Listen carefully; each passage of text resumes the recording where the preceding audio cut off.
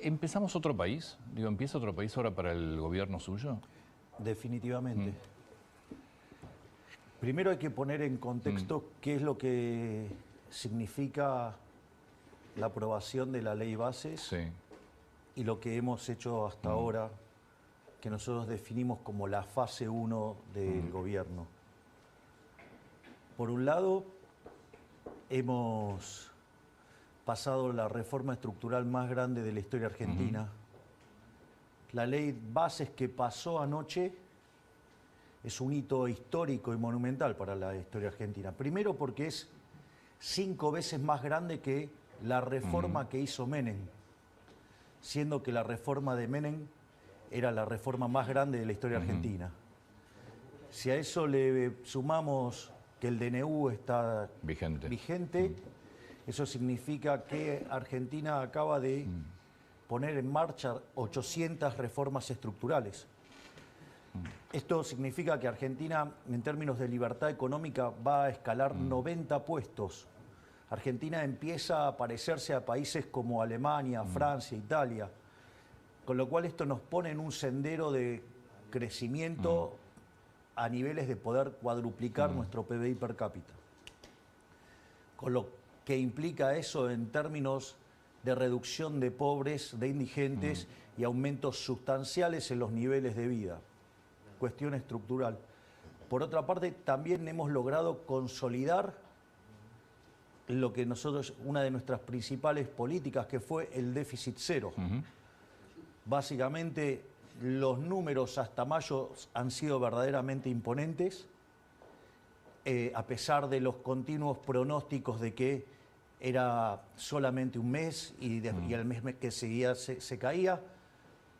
No solo eso, sino que además tenemos las esperanzas de que los números que van a terminar dando el mes de junio, que tiene en contra, digamos, la estacionalidad en términos de lo que es el pago de medio aguinaldo, van a ser números verdaderamente sorprendentes y eso nos va a dejar un colchón, esos 6 meses muy grande, un colchón financiero muy grande para enfrentar los pagos de intereses del mes de julio. Sí.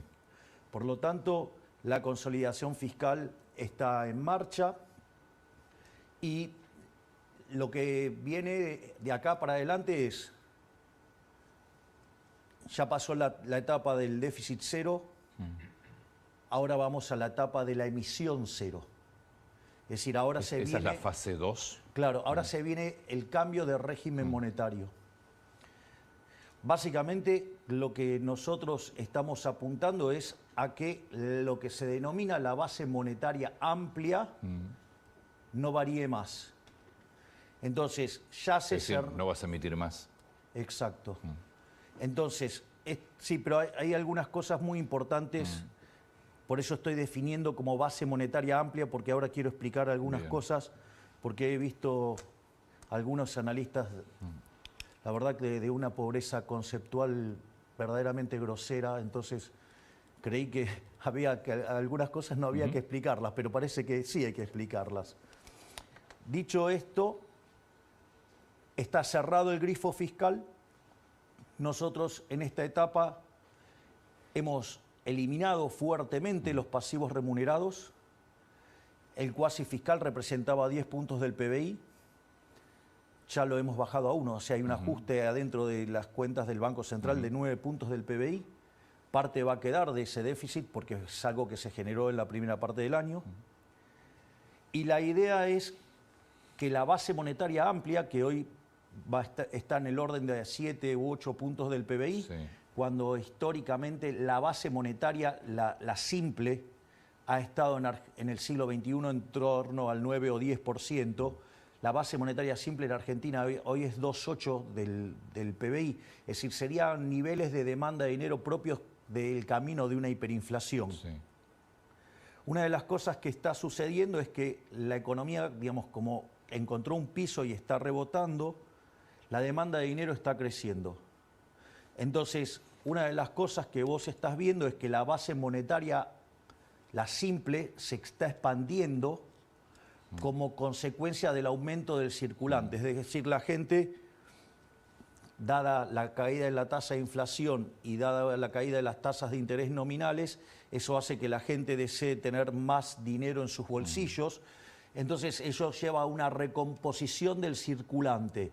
Y esa recomposición del circulante hace que vos salís de esos depósitos y entonces los bancos le piden al Banco Central que se emita, y en consecuencia lo que vos tenés es que la base monetaria amplia está constante, pero va cambiando la composición. Es decir, hay un equilibrio virtuoso que en la medida que vos vayas avanzando en el aumento de la demanda de dinero y que se vaya recomponiendo la situación económica, lo que vos vas a tener es que cada vez la base monetaria simple se tiene que ir pareciendo más a la base monetaria amplia hasta que terminan de desaparecer por completo los remunerados. Bien. Eso es lo que tiene que ver con una de las partes, digamos, de la cuestión monetaria.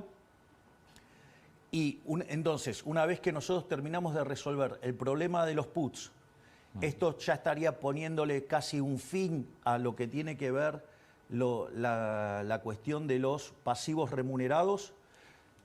Una vez que nosotros además logramos converger en materia de inflación, que ahora voy a explicar qué es, cuando se cumplen todo ese conjunto de elementos, están dadas las condiciones para salir del cepo.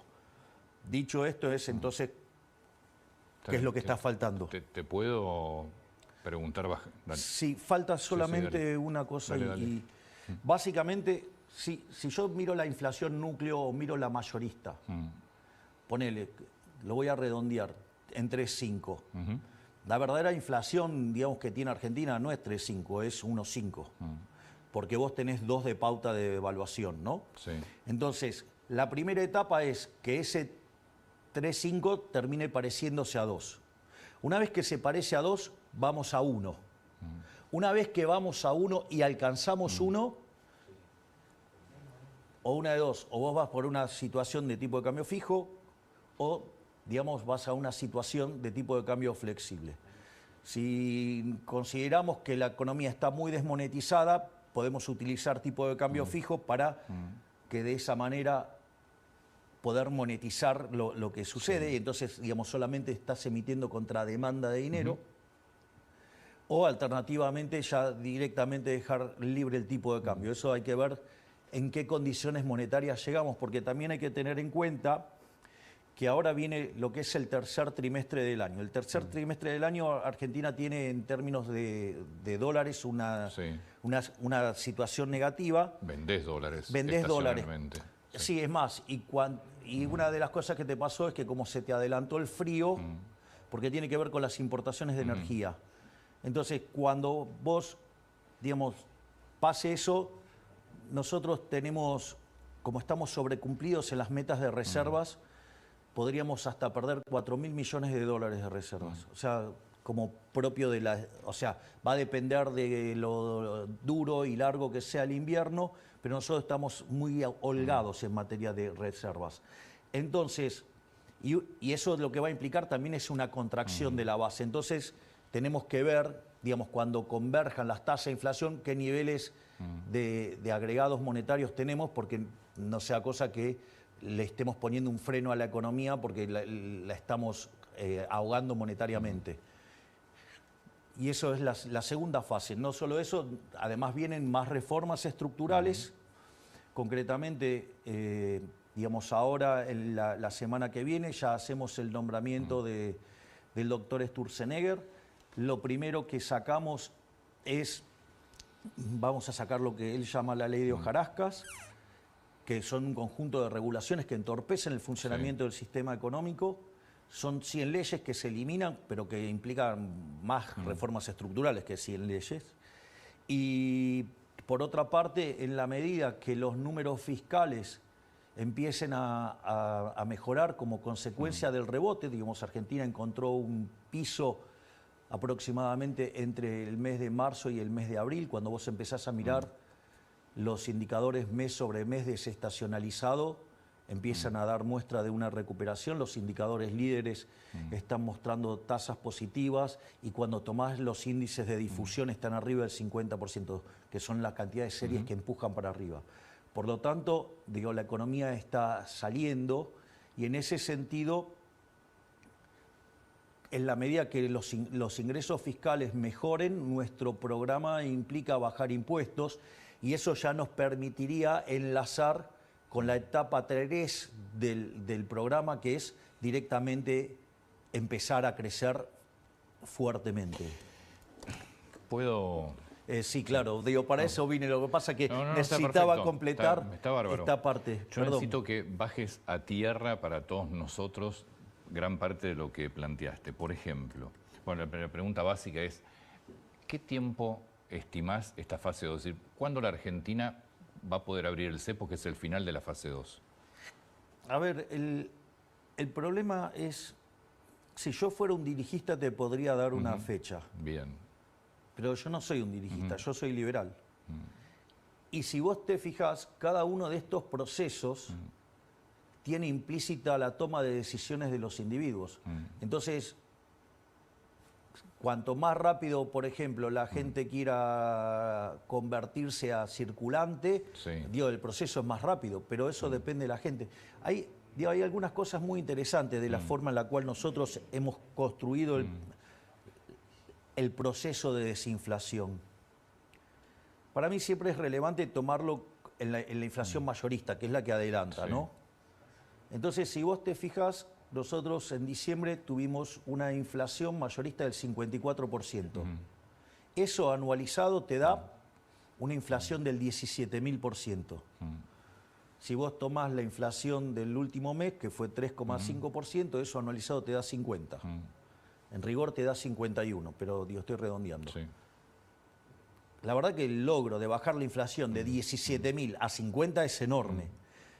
Y eso le tenés que sumar algunas cosas interesantes frente a otros casos exitosos de estabilización. Porque en principio, digo, nosotros al final no tuvimos esa hiper que termina licuando todos los saldos reales de la economía, destruyendo todos los activos en términos reales, lo cual hace que sea mucho más fácil la estabilización ahí, porque digo, agarrás todo en el quinto subsuelo, pero digamos, eso hubiera implicado 95% de pobres, ¿no? Y 50-60% de indigentes. Eso por un lado. Por otro lado, tampoco hubo expropiaciones. Sí, no hubo un Bonex 89. Nosotros no hicimos un plan Bonex, pero vos sabés muy bien que muchísimos analistas, todos decían que esto se resolvía con un plan Bonex. Sin embargo, nosotros hemos eliminado el cuasi fiscal de manera respetando los derechos de propiedad. No hemos hecho controles de precios ni hemos fijado el tipo de cambio, que es una forma más rápida de bajar la inflación. ¿Sabe el gobierno, sabés vos como presidente, que lo que se percibe en la calle es una caída muy fuerte de los ingresos, del consumo y que la economía todavía no termina de arrancar? Bueno, ahí vamos a poner las cosas en relativo. Cuando vos tuviste la caída del 2002, en el año el PBI cayó 10,9%, ponele 11%.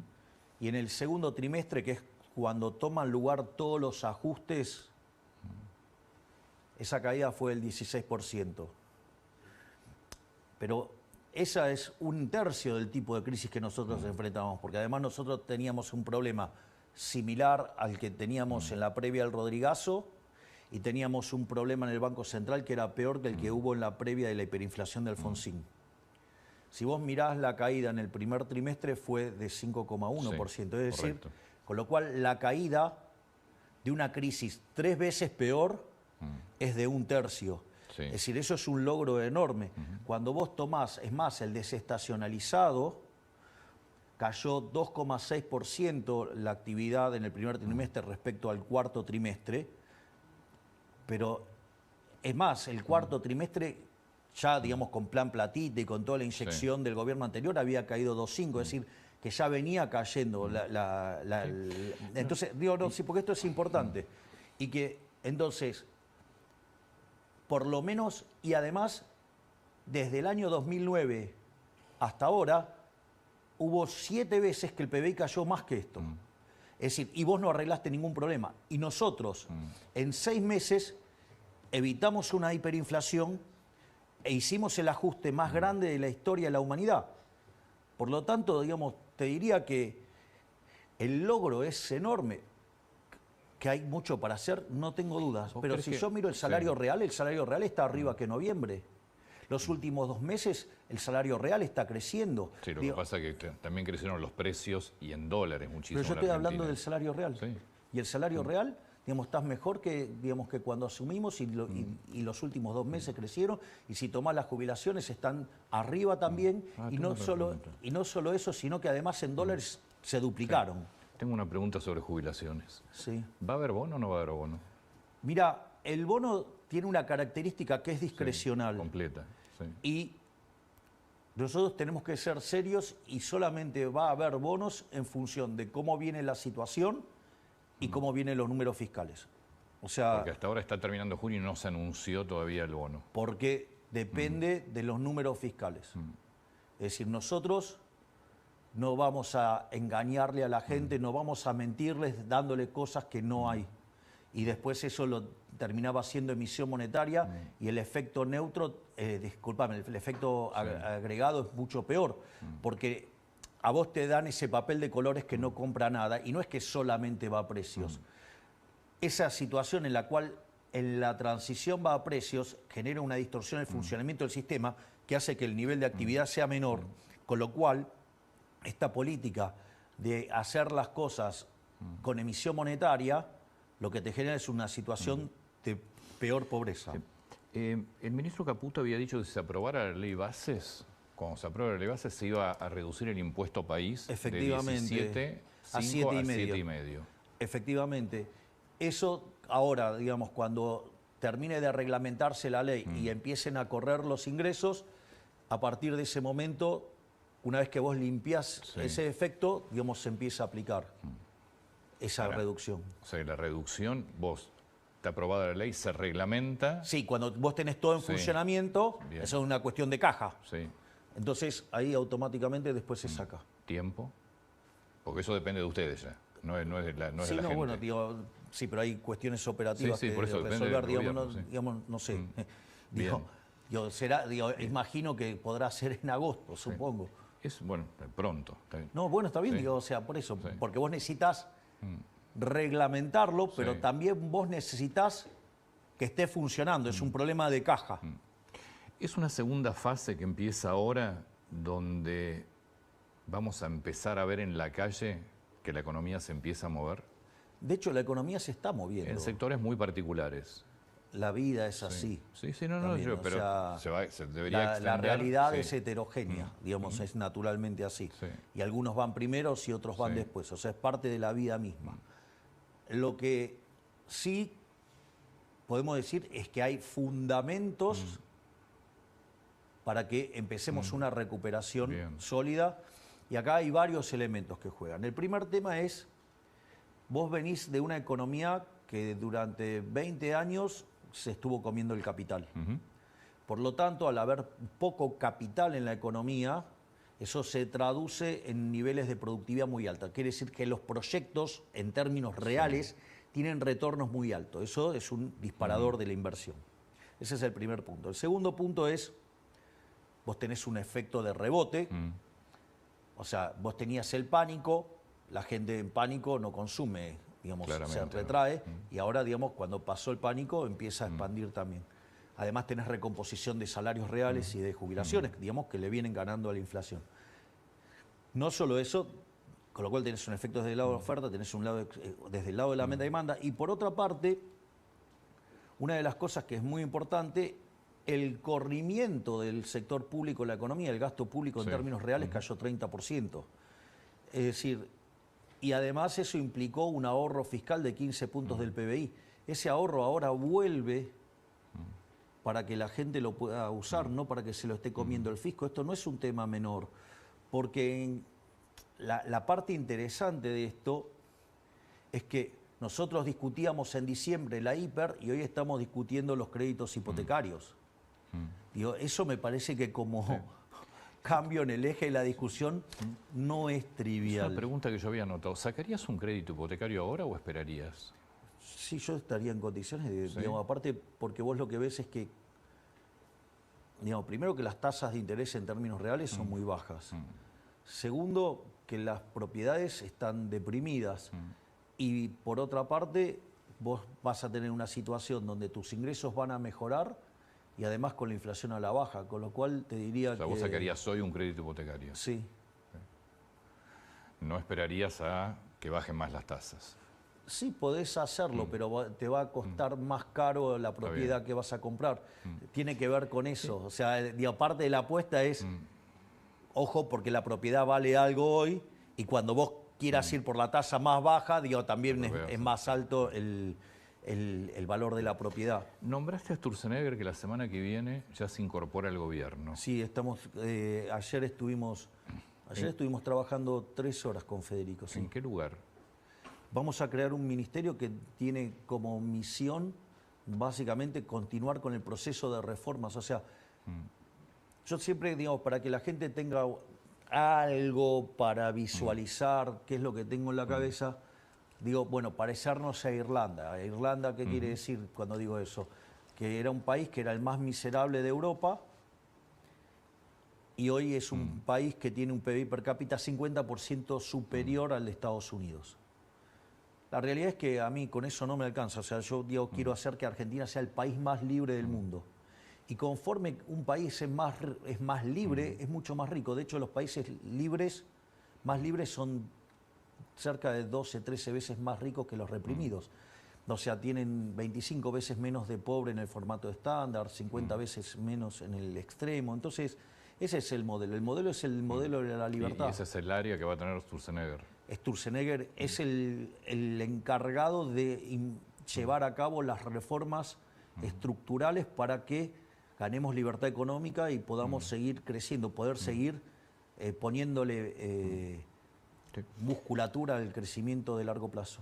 Se habló mucho de un informe del Fondo Monetario que hablaba de una devaluación del 30%, que en junio se terminaba el dólar blend, que era el dólar de liquidación de exportaciones. El ministro Caputo lo negó esto sistemáticamente. ¿Te preocupa el valor del dólar hoy en Argentina? No. No, y voy a explicar por qué. Vos hoy no comprás dólares libremente. O sea, todavía tenemos... Comprás bonos, sí. Entonces vos comprás dólares por una vía indirecta, es decir, lo comprás vía bonos. El problema es que el bono no, es un mecanismo indirecto. Sí. Entonces, el dólar no solo está reflejando las cuestiones que tienen que ver con el dólar, sino que al mismo tiempo está reflejando cuestiones que tienen que ver con el bono. La verdad que la conducta de algunos diputados con tanta vocación por destruir el equilibrio fiscal, cuando nosotros teníamos el riesgo en la zona de cerca de 1150, lograron hacerlo llevar hasta 1600. Eso que contamina la percepción de la solvencia intertemporal de la economía y que se impacta sobre el precio de los bonos, que los hace caer y que el riesgo país, los degenerados fiscales los llevaron a 1600, la contracara de eso es que también se manifiesta como un dólar más alto. Eso es una cuestión. La segunda es, vos en este periodo, de vuelta tenés el periodo donde estacionalmente perdemos divisas. Algunos hicieron una lectura de que eso era un problema y en realidad es parte de la estacionalidad. Es decir, es como decir que hay un problema porque Antonio hace frío en invierno. Digo, es casi como una estupidez, pero bueno, digamos, o sea, esa es la calidad de analistas que tenemos. Y lo otro, digamos, que a mí también me parece interesante para tener en cuenta, que es lo que está explicando este movimiento, es que pagaste el medio aguinaldo. Y la gente tiende a... Por lo tanto, no me preocupa. ¿Y en términos de comercio exterior, es un dólar competitivo el actual o vos crees que va a haber modificaciones? Y supongamos, te hago la cuenta al revés, supongamos que no fuera competitivo. ¿Cómo se arregla? ¿Devaluando? Bueno, esta es la clásica solución que todos proponen siempre. Bueno, esa era mi otra pregunta. Sería un disparate. Suponete que te lo hago con un modelo... Si no, tenés que buscar competitividad bajando impuestos, por ejemplo. Exacto, eso es lo que nosotros estamos proponiendo. Y de hecho la idea en el programa de crecimiento que estamos haciendo es con el gasto público fijo. De modo tal que todo lo que se genera de crecimiento y que se traduce en aumento de la recaudación va a permitir bajar impuestos. Y entonces la idea es terminar simplificando la estructura tributaria y que de 170 impuestos vayamos a 10. Obvio que esto, digamos, por eso es tan importante ahora que viene lo que es el Pacto de Mayo. Entonces, en ese sentido, digamos, ¿dónde estábamos? Con el dólar, con el dólar competitivo o no competitivo. Ahora vamos por este lado. Suponete que yo tengo un modelo muy simple de transables y no transables. Y la competitividad viene dada por el precio de los transables respecto de los no transables, ¿no? Es digamos, es una forma estándar de mirar el problema. Primero te cuento, si vos pensás en esos términos, la baja del gasto público implica que el tipo de cambio, digamos, se vuelve más competitivo, porque impacta directamente. Y nosotros hicimos una reducción del 30% real del gasto público. Detalle que lo dejo, digamos, para los ignorantes, digamos, que viven engañando gente vía consultoras. Pero ahora voy a ir a otra parte. Suponete lo siguiente. Tenés la foto y viene un torpedo y te rompe la mitad del sector no transable de la economía. Con lo cual vos tenés una contracción de oferta. ¿Qué crees que va a pasar con el precio de los no transables? Tendría que subir. Obviamente. Por lo tanto, si vos lo mirás en términos de ese precio relativo, la economía se apreció un montonazo, porque el precio de los no transables... Ahora la pregunta es, ¿eso se arregla devaluando? Sería un disparate. Vos lo que tenés que arreglar es la recomposición del sector no transable. Si vos llegás a devaluar y haces subir el precio de los transables porque devaluaste, ¿cuál es el problema? Que la asignación de recursos que vos necesitás que vaya a ese lugar para corregir el problema de competitividad, lo estás bloqueando con la propia devaluación. Es decir, yo no tengo la culpa que, digamos, nuestros analistas tengan tan mala formación en economía que no entiendan ni siquiera modelos de equilibrio general de 2x2x2. O sea, sinceramente, digo, la verdad es que lo que muestran a cada instante es que les falta mucha lectura. Bueno, ya hablamos del tema cepo, hablamos de Sturzenegger. Tema prepagas. Por el DNU quedaron liberados todos los precios. Las prepagas hicieron un aumento disparatado, interviene el Ministerio de Economía diciendo, señores... Defensa de la competencia. Defensa de la competencia, denuncia por cartelización, retrotraen precios. Lo que plantea el Ministro de Economía me parece justo criterio, es nosotros vamos a regular actitudes. Ahora, en este momento vuelven a liberar. ¿Qué creen que van a hacer las prepagas? Van a volver a hacer lo de antes. Bueno, entonces volveremos a... Si cometen exceso, volveremos a recurrir a defensa de la competencia. Porque digo, si ya con el... Lo hicieron una vez y recurrimos a defensa de la competencia. Si hacen cosas que... Digo, esa maniobra tuvo también una intencionalidad política. Claramente. No fue una... Porque cuando vos mirabas la evolución de los precios, te dabas cuenta que no tenía que ver con las correcciones, digamos, que uno ex ante hubiera esperado a la luz del desfasaje que tenía, que era un desfasaje, si no me recuerdo mal, digamos, de 17 puntos porcentuales. Dicho esto,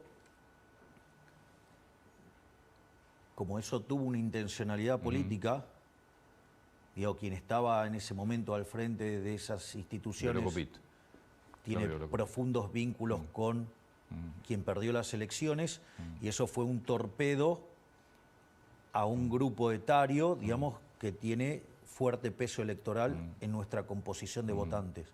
O sea, no es que fue algo inocente, es decir, no fue inocente, fue algo hecho con mala intención política. Es decir, entonces, a la luz de todos los desequilibrios que se habían generado de la previa, porque esto también es importante, porque hay algunos que confunden ser libertario con ser un libertarado. Y yo también descubrí que hay mucho más libertarados que libertarios, porque, digamos, vos tenés una situación que está viciada de origen. Es decir, la pandemia fue un mecanismo por el cual se inyectaba dinero y algunos sacaban ventajas y cambiaron la composición del sector, y vos estás haciendo un programa de estabilización con corrección de precios relativos y además la política juega. Entonces, vos no podés analizar, digamos, como si estuvieras en condiciones normales de presión y temperatura, cuando en realidad hay tipos tirando torpedos por todos lados. Entonces, uno tiene que internalizar algunas restricciones, y que no todas son además económicas, que son, te diría, las más fáciles de ver. Hay otras que son de índole política y que vos jamás te imaginaría que estarían dispuestos a causarle daño a la población por hacer un daño político, y lo que hemos descubierto es que de enfrente tenemos un conjunto de degenerados que no tienen ningún tipo de problema de destruir la población con tal de tener el poder. Y eso, ¿sabes dónde se ve más claramente? Por ejemplo, en lo que fue lo que nos dejaron de herencia.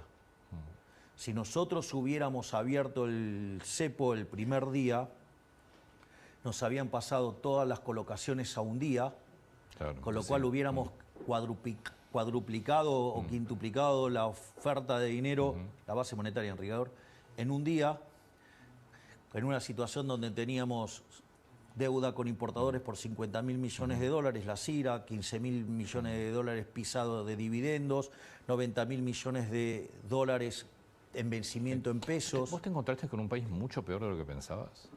Sí, era mucho peor que lo que creíamos, porque había partidas ocultas. Nosotros, por ejemplo, creíamos que el problema del Banco Central eran solamente los pasivos remunerados. Y lo que descubrimos es que no solo estaba el problema de los pasivos remunerados, había una cosa que es muy perversa, que es el tema de los puts. Sí. Cuando el gobierno anterior desea financiar el déficit fiscal, no consigue que los bancos le financien, entonces prefieren hacerlo vía el Banco Central. En esa operatoria que prefieren hacerlo vía el Banco Central, cuando vos tenés una opción, ya sea un put o un call, que está en condiciones de ser ejercido, en realidad, digamos, o sea, tu verdadero problema es la supuesta contingencia, que en este caso ya es una certeza, porque estaba en zona de ejercicio. Que te lo van a ejercer. Claro, además no tenés fecha, te lo pueden ejercer porque es americano, exacto. O sea, porque si fuera europeo, sabes cuándo vence. Acá, digamos, te lo ejecutan el día que se les da la gana. Dicho esto, ¿qué es lo que ocurre? En este contexto, a vos te podían meter 2 bases monetarias más de un día para el otro con eso, y en el balance del Banco Central, por una cuestión de contabilidad, se registra solamente el put. La opción. Claro, exactamente. No se registra lo que te pueden ejecutar. Exacto, se registra la opción, no la contingencia. O sea, como cualquier opción. Claro, entonces, tío, cuando entramos ahí nos encontramos con ese... Que la contingencia en este caso además era recontra ejecutable. Estaba in demand y estaba activado para ejecutarse, en cualquier momento, claro. Entonces, y eso es lo que hace que todavía no podamos salir del cepo. ¿Y eso cómo lo van a resolver? Porque todavía está la opción, es decir, todavía está... Estamos trabajando en darle una solución. Por eso es tan importante, yo te diría, la verdad que la tarea de Bausili y Pablo Quirno es monumental, porque están recreando toda una curva de pesos. Recrear esa curva de pesos hace que esos pasivos monetarios remunerados, que nunca deberían haber estado en el Banco Central, vuelvan a estar donde tenían que estar, que era en el Tesoro, porque la contracara de eso son los 45.000 millones de dólares que se robaron del Banco Central el gobierno anterior. 45.000 millones de dólares que se robaron. Sí, claro. Digo, porque no deberían haber ido por el lado del Banco Central, no deberían haber saqueado el Banco Central. ¿Y quién se los quedó? Se los gastaron haciendo populismo. Entonces el plan platita, pero 45.000 millones. A lo largo de... Sí, es más, en mi definición se robaron... O sea, el doble de las reservas. Se robaron 28 puntos del PBI con señoriaje. Lo que pasa es que no está tipificado como delito, pero el señoriaje es delito. Vos emitiste 28 puntos del PBI en 4 años pero de esos 28 del punto del PBI, 13 se emitieron en el último año. O sea, te das cuenta que estamos hablando se patinaron cerca de 90.000 millones de dólares, el último año nada más. Yo no puedo creer las cifras. Bueno, se veía, se vio todo lo que pusieron en la calle, pero vos estás hablando de 90.000 millones de dólares. Es una fortuna. Obvio. Digamos, eso es el populismo. Eso es lo que nos dejaron plantado. Ahora, digo, yo no voy a estar llorando por la herencia, porque en condiciones de presiones normales, en condiciones normales de presión y temperatura, vos no tenés un presidente liberal libertario. Digo, por algo soy el primer presidente liberal libertario de la historia de la humanidad, porque digo, o sea, no es el estándar. Digo, tiene que estar todo muy roto. La diferencia era si estallaba, y creo que nosotros esto lo hemos hablado en alguna entrevista. Te dije que era mucho más fácil arreglarlo si estallaba. Sí, lo que pasa es que el daño que tenías es gigantesco. Obvio, pero ellos qué era lo que esperaban, que en lugar de actuar como libertarios, actuáramos como libertarados y que nos estallara todo, y en diciembre arrancaban los saqueos y en enero ya ellos volvían al poder. Todo el ajuste se hacía por las malas y todo era culpa de los libertarios, y entonces ibas a tener 100 años más de populismo hasta que nos hundiéramos en la más guarra de las miserias.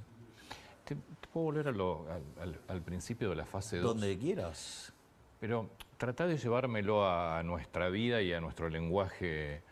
Explícame la fase 2 en la calle, para todos nosotros. O sea, ¿en qué nos va a cambiar la fase 2 del gobierno? Con la ley de bases aprobada, el paquete fiscal aprobado. La fase 2 tiene algunos elementos interesantes.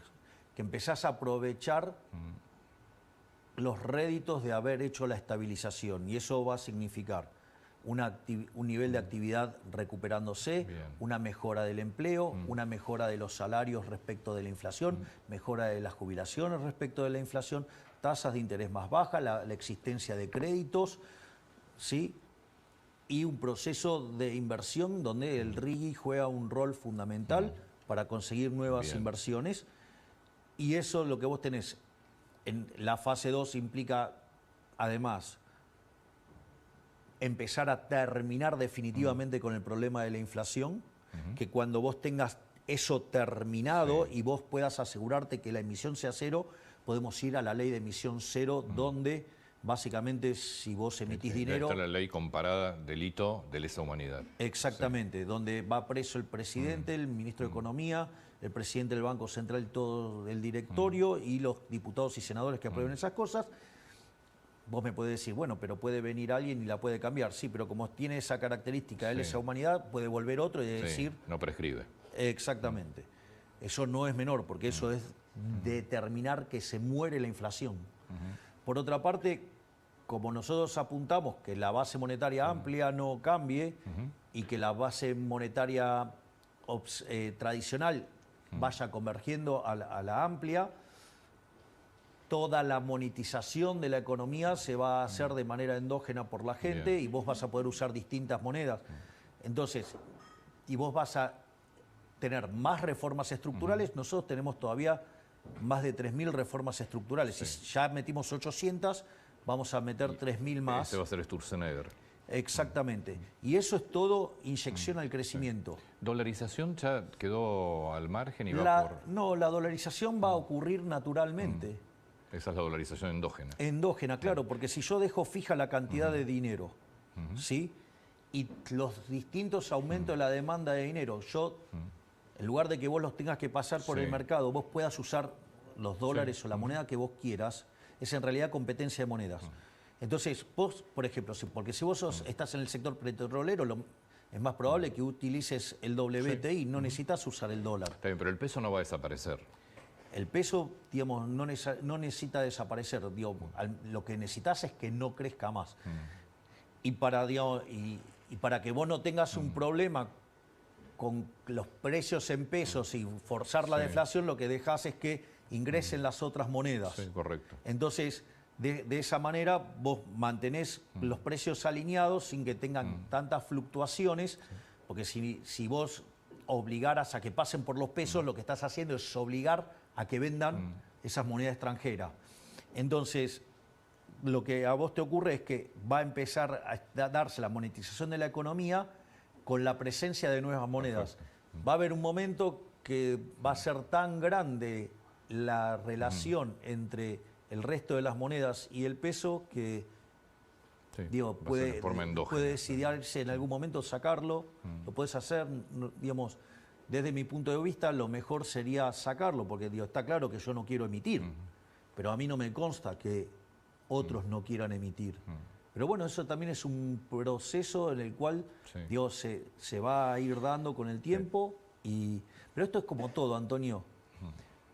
A ver, están todos ansiosos con la inflación. Y ahora, digo, vos toma cualquier reportaje mío y yo te decía, ¿cuánto tiempo tarda en bajar la inflación?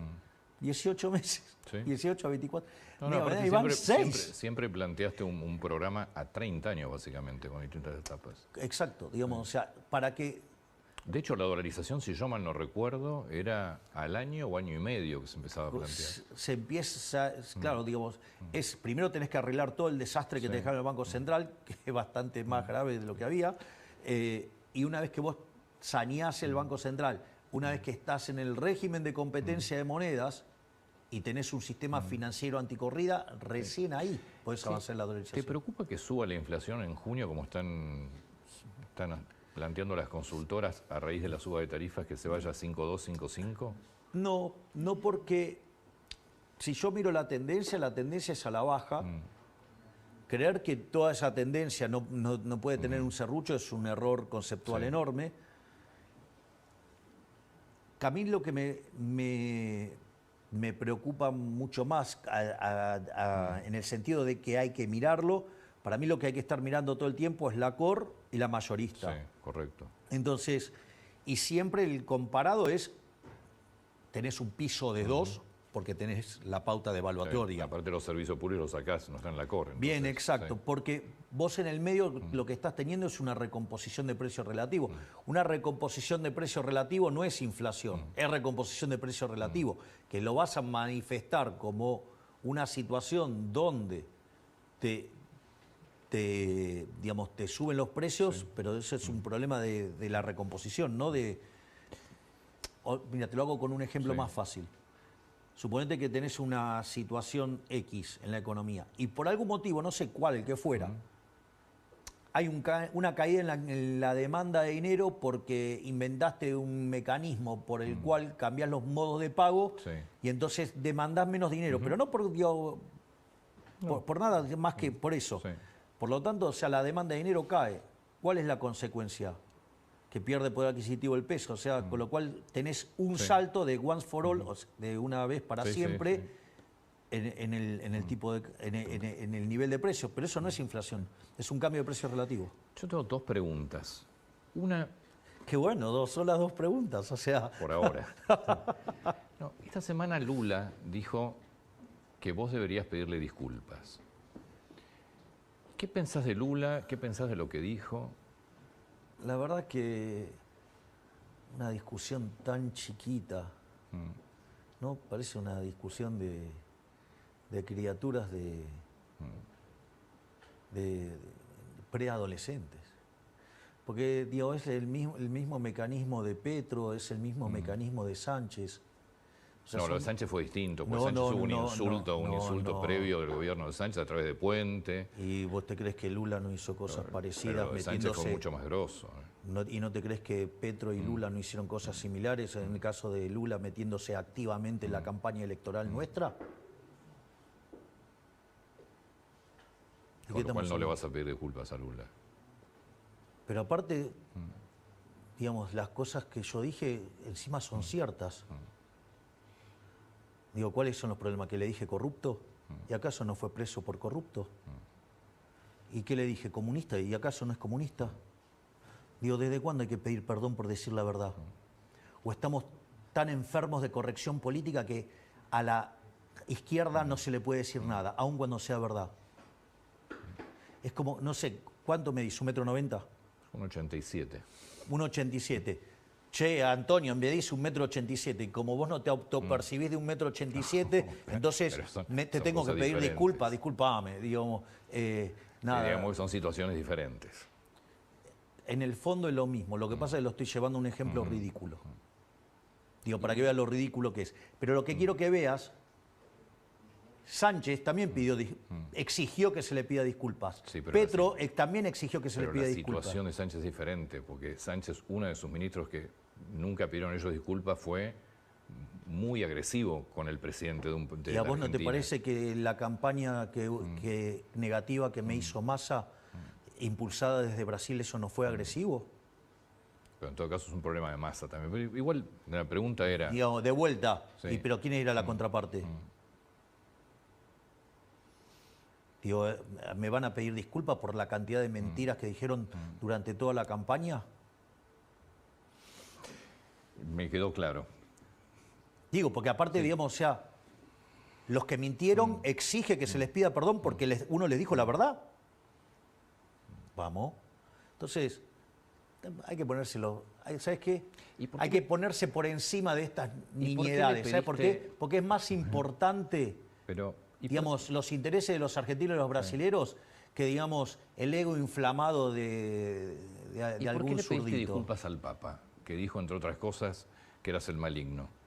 No, yo le dije eso. No, el Papa, tenés razón, vos le dijiste eso, el Papa dijo otra cosa y volvió ahora en esta última vez.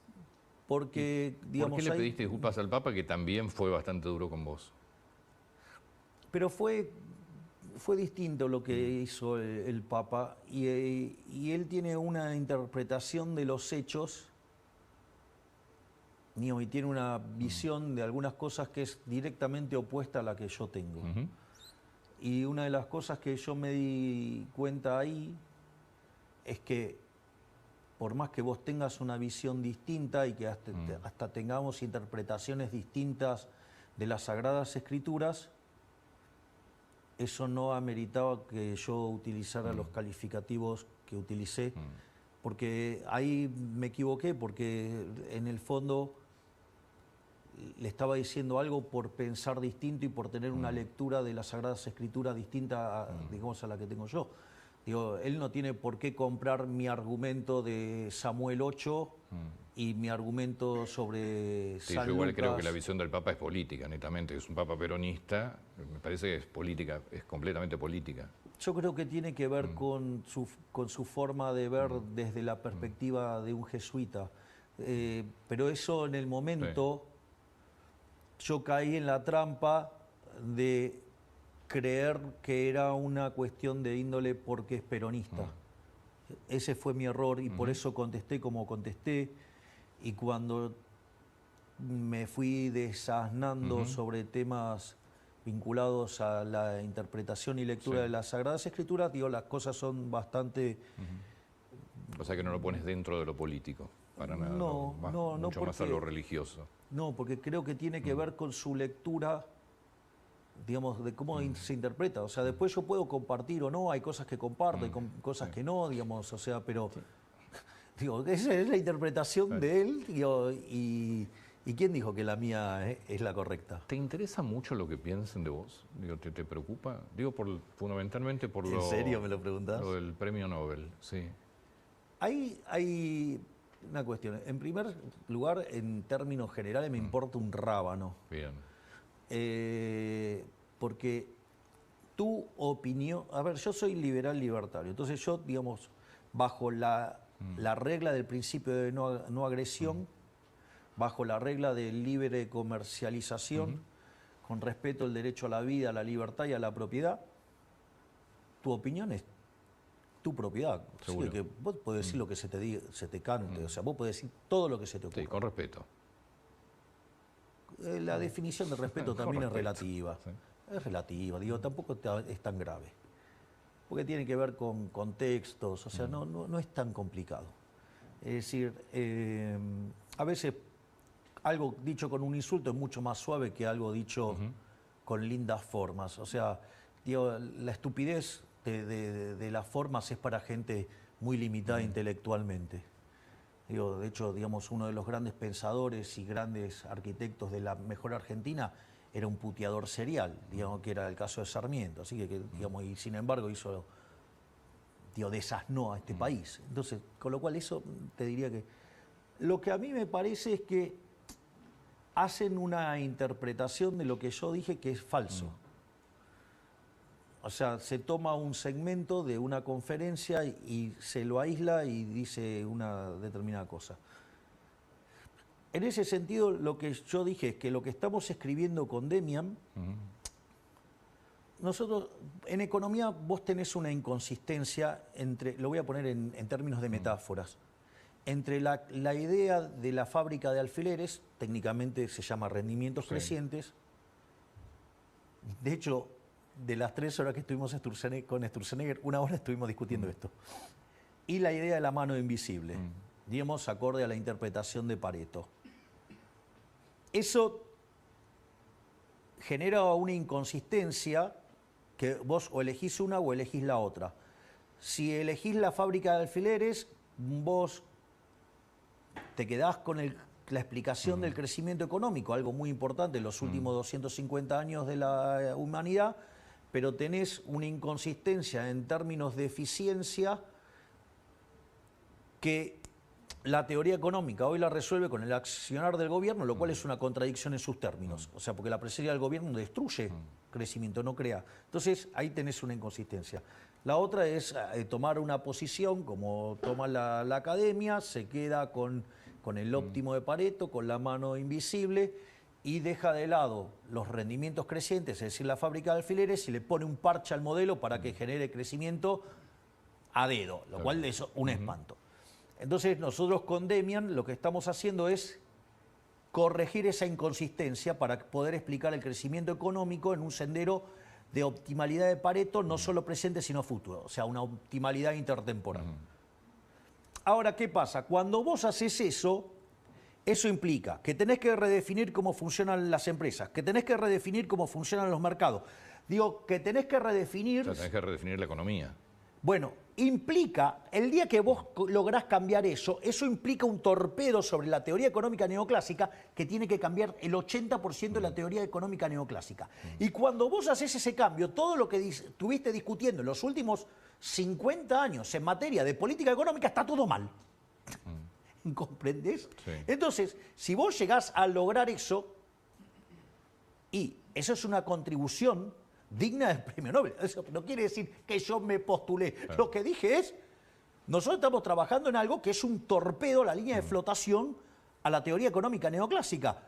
De ahí a decir que me autopostulé para el Nobel es una estupidez del tamaño de una casa. Mil gracias por el tiempo. No, por favor, espero haber sumado algo para... Desde ya que sí. Que poder, digamos, que los argentinos tengan la tranquilidad que estamos yendo por el buen camino y que estamos haciendo algo que... Hay algo que es muy importante que hay que entender. Nosotros estamos revirtiendo más de 100 años de decadencia. Y ayer hemos dado el primer paso. Ayer hemos dado el primer paso para salir de la decadencia de los últimos 100. Y estamos gestando las condiciones para que Argentina vuelva a ser el país más próspero del mundo. Porque vamos a hacer que Argentina sea el país más libre del mundo. Y si Argentina es el país más libre del mundo, va a ser el más próspero del mundo. Y en eso nos va la vida a nosotros. Presidente, gracias. Gracias, Antonio. Por favor.